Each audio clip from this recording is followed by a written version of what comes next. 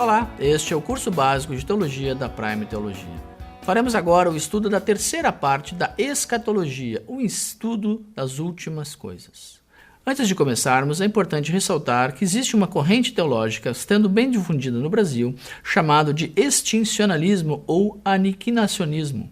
Esta linha teológica defende que todas as pessoas são criadas imortais, mas aqueles que persistirem no pecado e rejeitarem a Jesus, finalmente serão aniquiladas e deixando de existir, ou seja, eles minimizam a existência de um sofrimento eterno.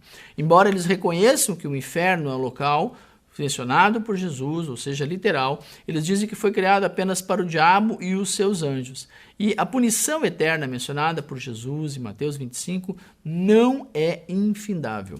Como somente Deus possui o atributo da imortalidade, ela seria um dom especial dada àqueles que creram na promessa de Cristo Jesus. Os demais seriam extintos, ou seja, deixariam de existir.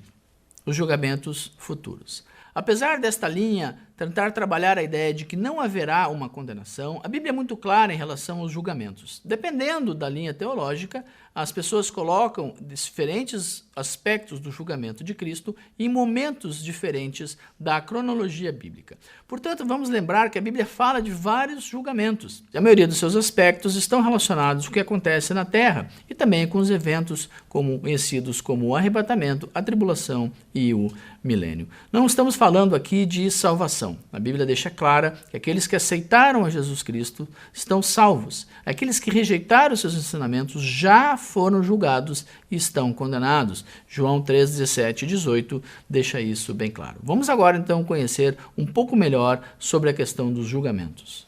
Obra dos cristãos é o julgamento que ocorre entre o arrebatamento e a segunda vinda. Ele tem lugar no Bema, também chamado Tribunal de Cristo. Quem são julgados? Os crentes em Cristo, baseado nas suas obras e na sua caminhada cristã. Como resultado, haverá recompensas ou perdas de recompensas. 1 Coríntios 3, de 10 a 15, 2 Coríntios 5, 10. O julgamento dos santos do Antigo Testamento ocorrerá no final da tribulação e na segunda vinda. Serão julgados os crentes que viveram durante o período conhecido como Antigo Testamento. A base será a sua fé em Deus e, como resultado, terão recompensas. Daniel, capítulo 12, versículos 1 a 3. Santos da tribulação. Ocorrerá o julgamento no final da tribulação, na segunda vinda. Serão julgados os crentes que viveram durante o período conhecido como tribulação. A base será a sua fé e fidelidade a Cristo. O resultado será visto no reino com Cristo durante o milênio. Apocalipse 20, de 4 a 6. Os judeus vivos serão julgados no final da tribulação ou na segunda vinda. Ocorrerá no deserto. Quem será julgado? Os judeus que sobreviveram à tribulação. A base será a sua fé em Cristo. Como resultado, os fiéis entram no reino, enquanto os rebeldes são expulsos. Ezequiel 20, de 34 a 38. Os gentios vivos. O julgamento ocorre no final da tribulação, segunda vinda. O local será o Vale de Josafá. Gentios que sobreviveram à tribulação serão julgados, baseados em sua fé em Cristo, provadas pelas obras. Como resultado, os fiéis entram no reino, enquanto outros vão para o lago de fogo. Joel 3, de 1 a 2, Mateus 25, 31 a 46. Satanás e os anjos caídos. Ocorre no final do milênio. As pessoas envolvidas são Satanás e os anjos que o seguiram. A base é a fidelidade ao sistema falsificado imposto por Satanás. O seu resultado é que eles são lançados no lago de fogo. Mateus 25, 41, 2 Pedro 2, 4, Judas 6, Apocalipse 20, 10. Pessoas não salvas, fim do milênio, ocorre diante do grande trono branco. Os incrédulos de todos os tempos são julgados com base em sua rejeição a Deus, e o resultado é serem lançados no lago de fogo. Apocalipse 20, de 11 a 15. Vamos falar agora sobre as posições sobre o milênio. Assim como outras questões escatológicas, não há um consenso de todas as linhas teológicas em relação a este tema. Há pessoas que, inclusive, argumentam que uma elaboração muito grande dessa teologia não é possível, pois são apenas 4 versículos no capítulo 20 de Apocalipse. Também dizem que a linguagem alegórica das Escrituras nesses aspectos não remetem a algo que pode ser interpretado literalmente. Há ainda os pós-milenistas, que dizem que o reino de Cristo está estabelecido nos céus e se manifesta na terra através das obras da igreja. Nós vamos dar uma ênfase maior no pré-milenismo, por ser a visão mais comum na igreja brasileira, sem com isso ignorarmos e apresentarmos detalhes das outras posições. Entendendo o milênio. É bom lembrarmos que o reino de Cristo não se estabeleceu plenamente na sua primeira vinda à Terra, ou seja, nem todas as profecias foram cumpridas. Esse é o argumento básico de muitas linhas do judaísmo para rejeitarem a Jesus como o Messias prometido. Afirmar apenas a soberania espiritual de Cristo, que reina sobre a terra, é desconsiderar o seu lugar devido no trono de Davi. O reino de Cristo ainda não aconteceu e a falta dessa compreensão vem desde o tempo dos apóstolos. Entendemos que o cumprimento pleno se dará num reino ainda a ser instituído, ou seja, o reino milenar de Cristo é conhecido como milênio. A sua duração, como o termo indica, é de 1000 anos e a expressão é repetida insistentemente, o que para muitos só demonstra e reforça a sua literalidade e a sua importância. Seu governo. O tipo de governo será uma teocracia, assim como havia em Israel entre a saída do Egito e a instituição da monarquia. Jesus é quem reinará de maneira visível sobre toda a humanidade com poder absoluto e haverá justiça completa. O centro deste governo será a cidade de Jerusalém, uma cidade que será exaltada e conhecida como gloriosa, para sempre segura, e no seu centro haverá um templo.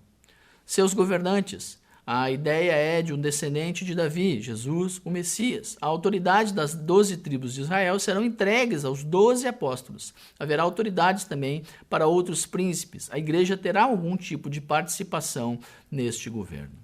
Os súditos deste governo. Inicialmente serão judeus e gentios redimidos que sobreviveram à tribulação. Também haverá crianças nascendo e haverá uma estrutura social distinta que misturará corpos mortais e pessoas com o corpo ressurreto. As características do milênio. A justiça, pois Jesus exercerá um governo justo, as punições serão imediatas. Também haverá paz e unidade entre as nações.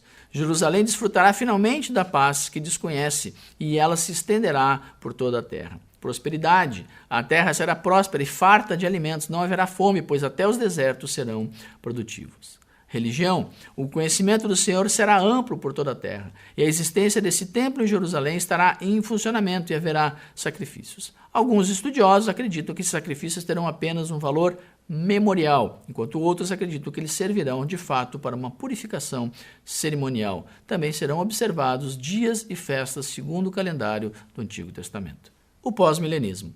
Defendida desde os tempos da Idade Média, principalmente pelo teólogo católico Agostinho, este pensamento acredita que o reino de Deus já está sendo estabelecido agora, por meio do ensino, da pregação, da evangelização e das atividades missionárias da igreja. O seu foco é na realidade espiritual do governo de Cristo, que é representado na terra através da igreja.